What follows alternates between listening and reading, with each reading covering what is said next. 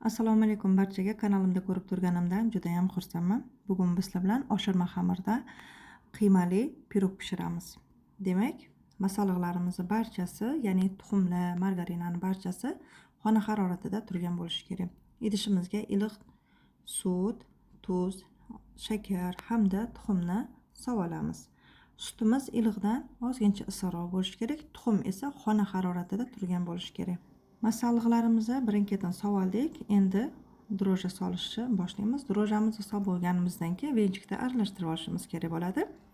Dro'jamiz yarim choy qoshiq bizga yetadi. E'tibor beramiz, dro'jamiz sveji bo'lishi kerak. Eskirgan dro'ja bo'ladigan bo'lsa, xamirimiz ko'tarilmaydi. Elangan unimizni solganimizdan keyin xona haroratida yumshab turgan margarinimizni ham solamiz.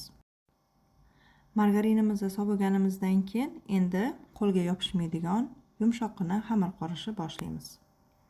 E'tibor beramiz, juda ham ko'p un sepmaymiz. Agar un ko'p sepadigan bo'lsak, xamirimiz dag'al, qattiq bo'lib qolishi mumkin. Ehtiyot bo'lamiz chetiga ham. Bu videoni siz qayerdan turib ko'rayotganingizni ham kommentariyada yozib qoldirsangiz, bu juda ham meni xursand qiladi. Keyin agar videolarim sizga yoqadigan bo'lsa, kanalimda o'zingizga kerakli biron bir foydali videoni ko'rgan bo'lsangiz, kanalimni qo'llab-quvvatlashingiz uchun ham obuna bo'lishi hamda like bosishni esingizdan chiqarmang. Bu meni kanalim uchun juda ham katta yordam bo'ladi. Shuncha gapdan keyin endi yugurib kelib ishimizga qaytishimiz kerak bo'ladi. Xamirimizni zuvala holatiga keltirib olganimizdan keyin idishimizni yog'lab olamizda, xamirni endi issiqqina joyga qo'yib qo'yishimiz kerak bo'ladi. Xamir ko'tarilib chiqishi shart. Xamirimizni bir chekkaga olib qo'ydik, ya'ni issiq joyga qo'yib qo'ydik. Endi xamir ustidagi qiymasini tayyorlashni boshlaymiz. Qiymamiz yog'likkina bo'lsa ham juda ham yaxshi bo'ladi. Mayda to'g'ralgan piyozimizga qiymani solamiz. Ozgincha suv ham qo'shib olsak bo'ladi. Tuz, murch, xohishga ko'ra qo'shamizda yaxshilab aralashtirib olamiz. Nachinkamizni tayyorlab bo'lganimizdan keyin qo'limizni nomiga suvlab olamizda. Endi bu nachinkalarni chiroyli qilib tseftsel holatiga, ya'ni sharik holatiga keltirib olamiz. Tayyor bo'lgan sharikchalarimizni endi bir chekkaga surib turamiz. Ko'tarilib chiqqan xamirimizni olib, uni chiroyli qilib bo'laklarga bo'lib olishimiz kerak bo'ladi. Stolimizga un sepayotganimizda ham nomiga unlashimiz kerak. Juda ham ko'p un sepib bormaymiz. Dro'jali xamir unni juda ham yaxshi ko'rmaydi. Shuni ham esda saqlab qo'yishimiz kerak bo'ladi. Zuvolalarimizni bir xil qilib bo'lib olishimiz kerak. Shakli ham, katta kichikligi ham bir xil bo'lishi kerak. Katta xamirlarni ikkiga bo'lib olib, kichkina bo'lib qolgan xamirlariga qo'shib olsak ham bo'ladi. Bo'lib olgan xamirlarimizni endi chiroyli qilib dumaloq shaklchalarga keltirib olishimiz kerak.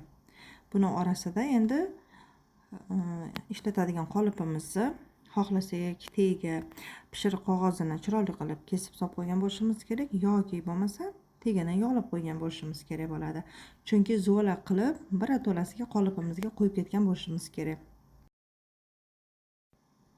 Xamirni mana dumaloq shaklga keltirib oldik. Endi qolipimizni yog'lab olamiz.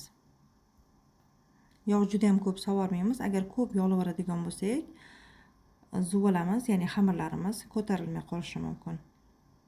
Hamma xamirlarimizni mana ko'rib turganingizdek, birin-ketin qilib, bir-biriga juda ham yopishtirmagan holatda qo'yib chiqamizda. Endi buni yana 10 minutga issiq joyga qo'yib qo'yamiz. Oradan 10 minut o'tdi, mana ko'rib turganingizdek, xamirlarim juda ham chiroyli bo'lib ko'tarilib chiqdi.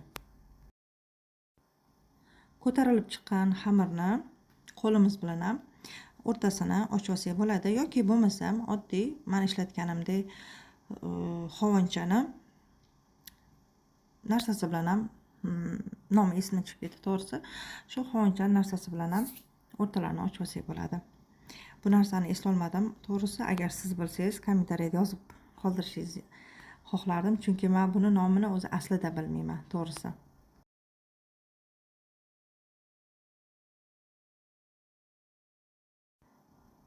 Mana ochib oldik. Endi qiymalarimizni asta-sekinlikda qo'yib chiqamiz. Eslatib o'taman, dumaloq zuvalamiz nechta bo'lsa, qiymalarimiz ham xuddi shuncha bo'lishi kerak. Xohishga ko'ra buni orasiga eriydigan sir ham qo'shsak bo'ladi.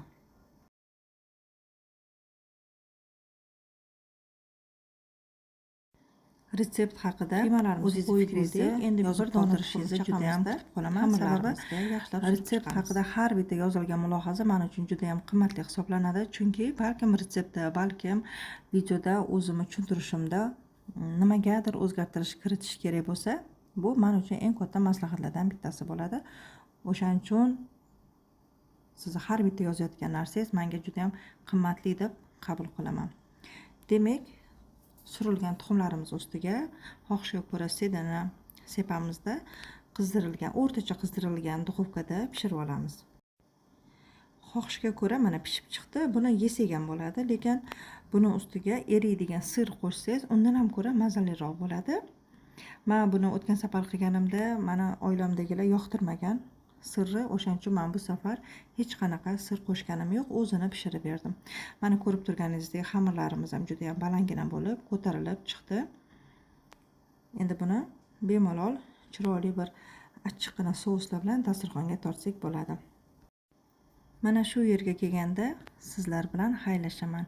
Siz bilan kelasi videolarimizda yana ko'rishguncha xayr, salomat bo'ling, o'zingizga ehtiyot qiling.